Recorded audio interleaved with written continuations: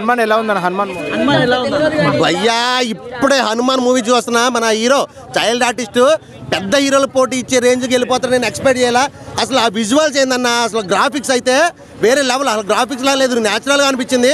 నిజంగా వేరే లెవెల్. అంటే చైల్డ్ ఆర్టిస్ట్కి వచ్చి ఈ రేంజ్ పెద్ద హీరోలకి పోటీ ఇచ్చి లెవెల్కి వెళ్ళిపోయాడు. నిజంగా మొన్న లాస్ట్ టైం వచ్చింది అన్న జాంబిరెడ్డి సినిమా చూసిన తర్వాత ఈ సినిమా చూస్తే అసలు ఎవరు ఎక్స్పెక్ట్ చేయరు. అసలు నిజంగా ట్రైలర్ చూసినప్పుడే అసలు ఇది ఒక లెవెల్ అని వెయిటింగ్ అప్పటి నుంచి వెయిటింగ్. ఇప్పుడు వచ్చిన సినిమా రాగానే నేను ఫస్ట్ షోకి వెళ్ళిపోయాను. సూపర్ అంటే సూపర్, మామూలు లేదు. ఇరగ తీసింది పర్ఫార్మెన్స్, యాక్టింగ్, అసలు విజువల్స్ కానీ గ్రాఫిక్స్ కానీ అసలు నిజంగా సూపర్ అంతే, వేరే లెవెల్ అంతే అన్న.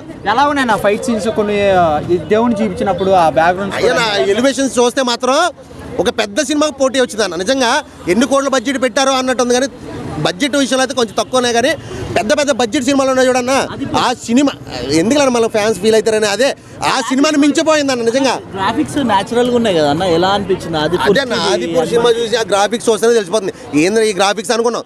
ఆ టైంలోనే ట్రైలర్ రిలీజ్ అయింది. అప్పుడే అన్నారు చిన్న సినిమా అయినా కానీ ఈ రేంజ్. ఈ సినిమా ఇప్పుడు రిలీజ్ అయ్యి జనాలు చూస్తే డెఫినెట్గా అంటారన్న ఒకటే మాట, అంతే. ఇంకా హ్యాట్స్ ఆఫ్ అంతే. డైరెక్షన్ ఎవరో కానీ పేరు తెలియదు అని పాపం, నాకు డైరెక్టర్ పేరు ఏమో అని ఇరగ తీసింది అంతే. హనుమాన్ మామూలుగా చైల్డ్ ఆర్టిస్ట్కి వచ్చి ఇండస్ట్రీని ఏలేలాగా అయిపోయాడు.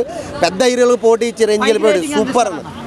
నా 5 అన్న, ఇది ఏం మాట్లాడుతావు అన్న. ఇది అసలు ఈ హీరో చిన్న హీరో చైల్డ్ ఆర్టిస్ట్ నుంచి వచ్చి ఈ రేంజ్కి వెళ్తుంటే 5కి 10 ఇచ్చినా తక్కువే. ఆ రేంజ్లో ఉంది.